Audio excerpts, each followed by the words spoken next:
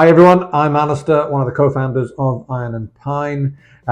We manufacture luxury buildings from repurposing shipping containers. We are increasingly busy in the wedding venue space, and we are doing a lot of work with a woman called Kelly Chandler, who is an absolute expert in that market. And we're going to have a quick question and answer session today. So I'll just hand over to Kelly to introduce herself. Yeah, absolutely. Yeah, thank you for inviting me to come and share and come and talk about the wedding and events market specifically. It's great to be here, Alistair. So thank you. Yeah, I'm a venue consultant, mainly working with private events and wedding venues. Although those venues have arrived at venues from all sorts of different directions, and I work with a really diverse range of sort of land and building based locations, and I support those venues with growth and development. So that will often mean more bookings, more sales, but it'll also be diversifying and growing in all sorts of different ways. I've been in the industry 20 years. Running events and running various wedding industry businesses, and I've got a real passion for land-based businesses and heritage as well. So I work very much rurally with the majority of my clients. So that's a little intro to me. Brilliant. Thanks, Kelly. So to kick off, how can wedding venues differentiate themselves in a crowded marketplace? Yeah, absolutely. And it is a crowded marketplace. I've been in the industry for 20 years, and I've never known there to be more locations and venues and sort of host properties. There are a large number, an increasing number, and therefore it is really important to stand out, because it's a competitive world. It's great for couples and great for customers. They've got amazing choice, and also the standard and quality of a lot of venues has really increased, I would say, in the last 5 years. In some respects, sort of post-pandemic, a lot of people have invested and developed, so there's even more reason to sort of differentiate and the need to stand out. I think in terms of kind of how to do that, I think a lot of it is actually connecting to the very sort of your reason for being, and in a lot of cases I work with family-owned businesses, and there's usually a heritage and a story, and that can go back many generations, and it's kind of it's meandered a path, but there are always great stories to tell. And I think the wedding industry in particular is perfect for really showing something that is naturally unique by a family or a location's own story. So I think weaving those values into any offering, whatever that is. And I think the good thing about the wedding market in 2024 is that there is no one way that a place has to be. We can absolutely do it in lots of different ways. There's a whole range of different couples and their needs, and there's no rule book, so we can really showcase that. So what are some creative ways that venues can enhance the wedding day? Yeah, I mean, this is a massive area. Couples really do look to venues to have the inspiration, and I think that's been quite a shift in the market. The venue is the biggest player, if you like, in the whole of their wedding, and they do look to venues as the experts, even though I know sometimes my clients don't feel like they're the experts, particularly if they're newer to it. But I would say in terms of creative things to offer, the wedding industry has a whole range of brilliant creative suppliers and wedding professionals within it. For a venue, it's really key to have those I call friends of, so whether that's stylists, designers, photographers, florists, stationers, illustrators, you name it. I think that the magic is in that sort of little white book, I like to call it, for a wedding, in terms of sort of bringing those people on as unofficial partners, if you like, to make the venue shine. We're seeing an increase in wedding venues approaching us. It would be good to explore the challenges you're seeing that venues face in terms of accommodation. Yeah, absolutely. It's a really hot topic, the accommodation. I mean, it has been in my experience for quite a few years, but it's definitely the need for accommodation seems to increase every year.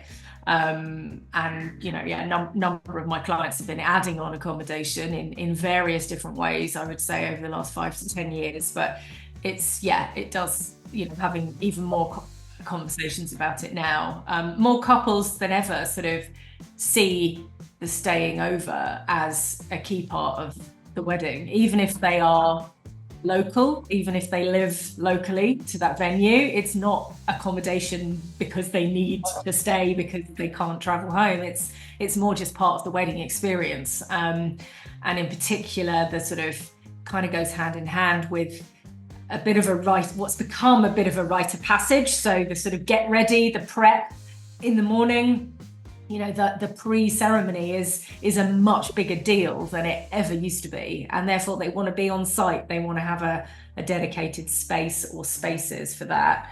And that sometimes ties into accommodation, night before, night of as well. So, yeah. We're going to do it once, hopefully, then try and stretch that out.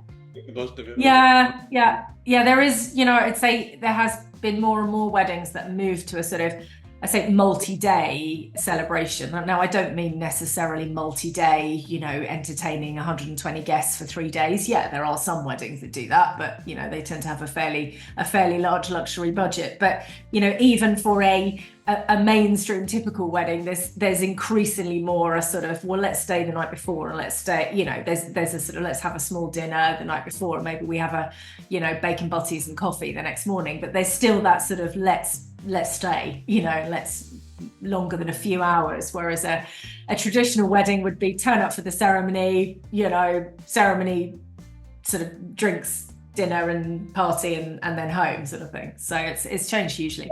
The drive we're sort of seeing for this destination wedding space, I guess it is over sort of 2-3 days. I'm assuming that's mainly weekends. Is there a trend for that sort of happening during the week as well, or is it?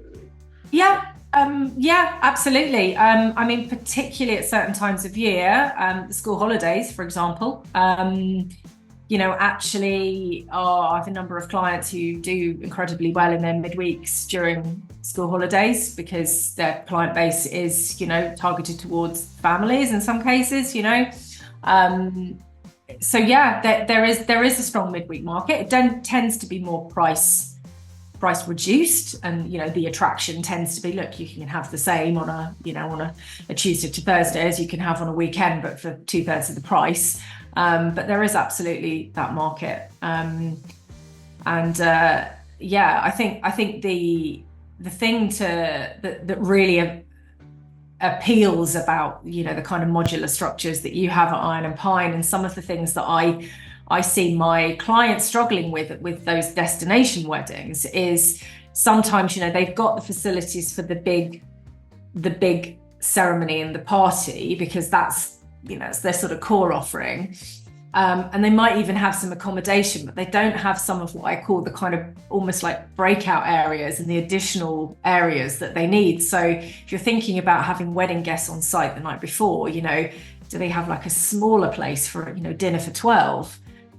Do they have the 2 separate prep spaces for getting ready? Do they have like a little place for them to have like a pop-up brunch the next morning, even if it's just bacon butties and a coffee sort of thing? Is there?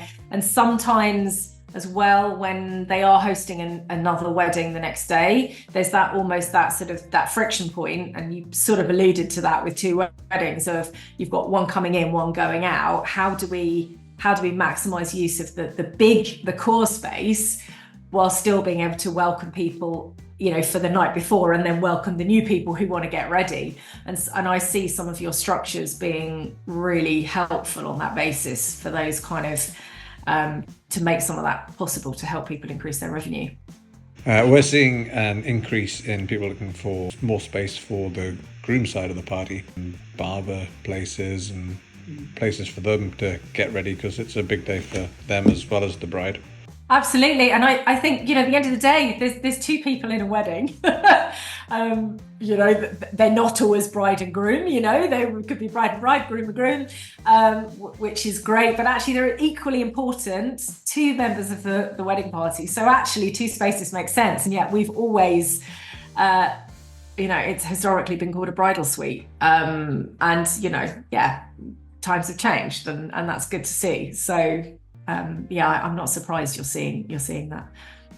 Yeah, what we're seeing quite a lot of is people coming to us, particularly on the accommodation side, looking for additional guest rooms and bridal suites, and they just need that level of quality and finish.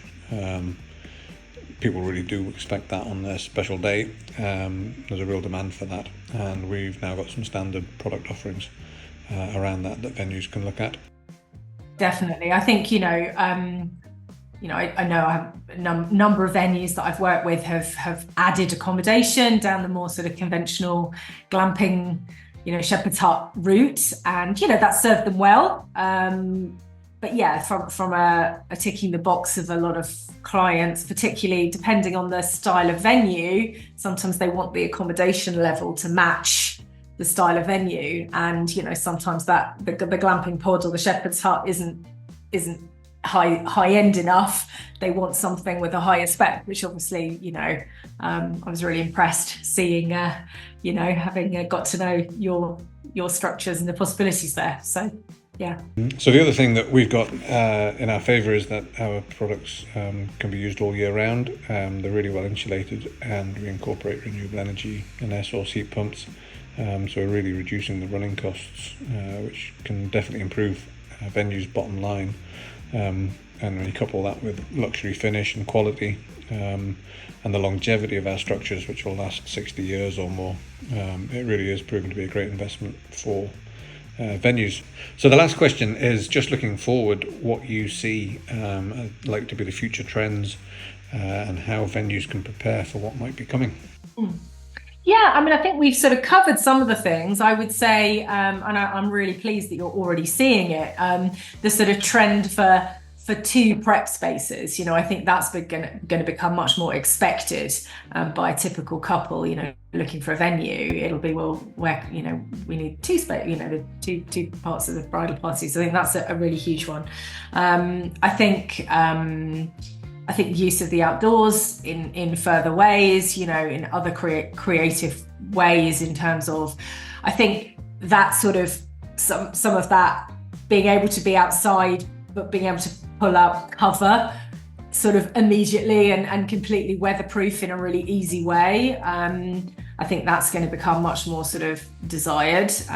We have moved away quite a lot. If we look at the sort of temporary structures that might traditionally be associated with weddings, it used to be like the white PVC marquee, and that's really declined in sort of popularity, in favour of all sorts of stretch tents and teepee tents, which are great, but obviously they are very, very temporary in nature.